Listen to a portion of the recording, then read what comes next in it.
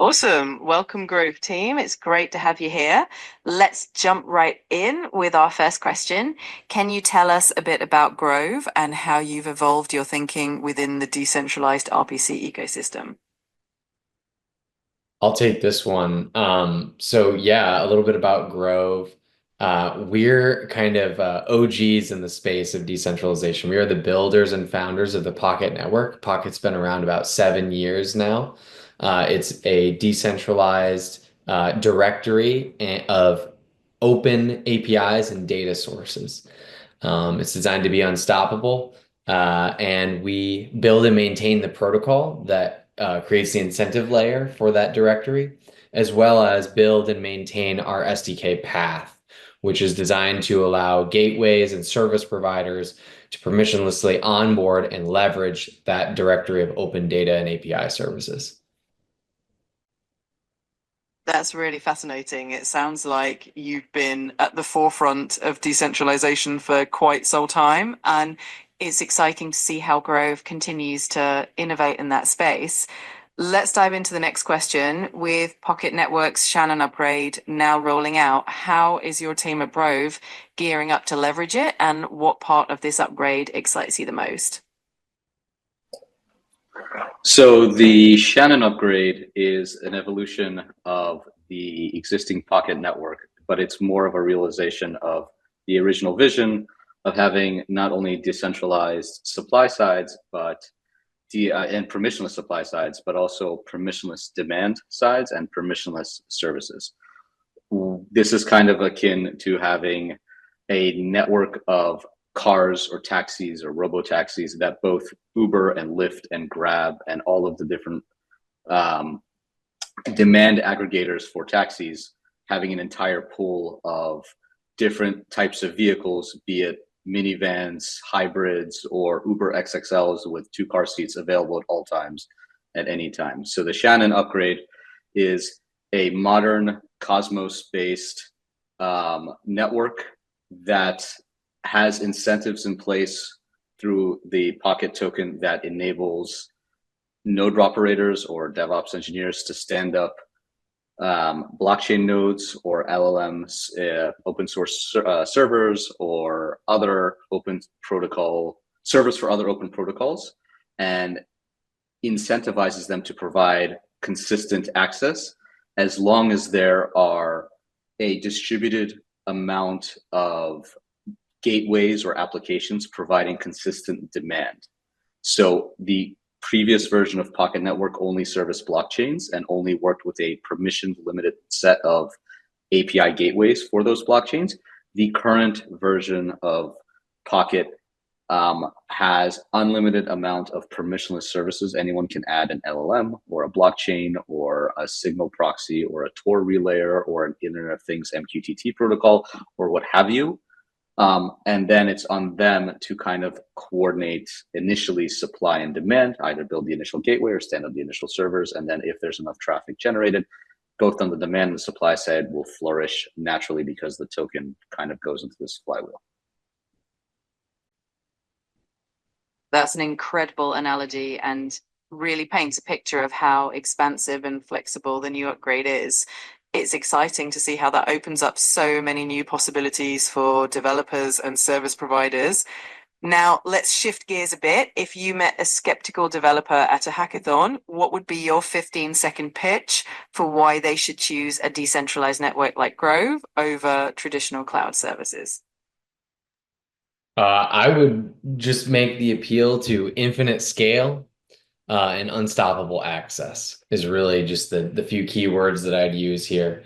Theoretically, a decentralized network in a free market, there will always be participants. If the incentive is truly there, they will be driven to participate in that marketplace and attempt to capture the rewards based on those incentives. And so that scale, as the demand continues to rise, the supply rises to meet with it.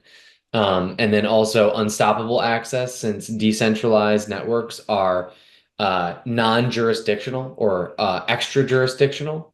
They allow for censorship resistance and access, globally, locally, and provide very tight service to the person who wants to be serviced if they want to be. That's a powerful pitch. Infinite scale and unstoppable access are definitely compelling reasons for developers to consider decentralized networks. I love how that ties into the overall vision of creating a truly resilient and accessible infrastructure. Now, speaking of collaboration, let's talk about DIN and Grove. What are some synergies that you see between the two?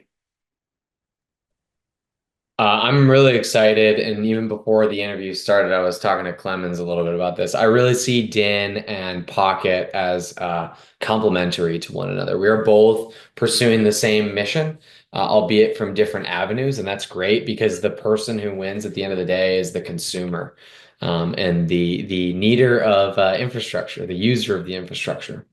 And if we all do what we came to do correctly, then we'll have very happy customers who are building the next wave of successful apps and applications that are on chain. So yeah, that's how I feel about Din and Grove's relationship. Absolutely. It's fantastic to hear how these two ecosystems align and ultimately benefit the developers and end users. That synergy really does pave the way for a more robust and user-friendly decentralized infrastructure. Finally, looking ahead, as the ecosystem continues to evolve, where do you see the decentralized infrastructure movement going in the next few years? And what role do you envision Grove playing in shaping that future?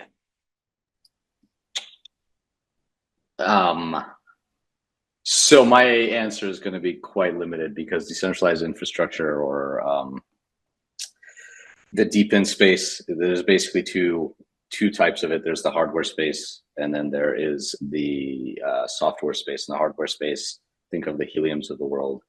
I am not too well versed on that space just because it's not something that I spent too much time in. Right, it would be like Helium and Aether and IONET and a few others that have physical hardware that they distribute. I think on the software side, if you take a look at where the world was 30 or 40 years ago, you had email, which was a public good, right? It's a set of protocols, and they've proliferated because everyone has followed a standard for general message passing, you know, and what has advanced email, what has made email better, or there's competition there, is at the user experience layer. That every single email provider has their own set of features. Proton adds VPN and security, Gmail adds an Office suite and chat. You know, there's Yandex and Yahoo and the rest that add their own specific features. I think here in the space of where we are kind of siloing the answer to Pocket is if we think ourselves as generalized data transport, the idea is if anyone wanting to move data on the internet decides to follow a paradigm, this would be a great paradigm to follow because we have already built a supply side that is distributed and resilient, and we are in the process of building a demand side that is distributed and resilient, and DIN is doing the same thing as well. If we can all agree on what the right protocol, the right set of incentives are, the future is going to be run by some type of incentivized protocol at the end of the day. Then that's just naturally where we're going. You know, we've reached the end of ZERP, we've reached the end of infinite free money coming out. And so to fix that, things on the internet need to start costing things, even if it's hidden away from the end user.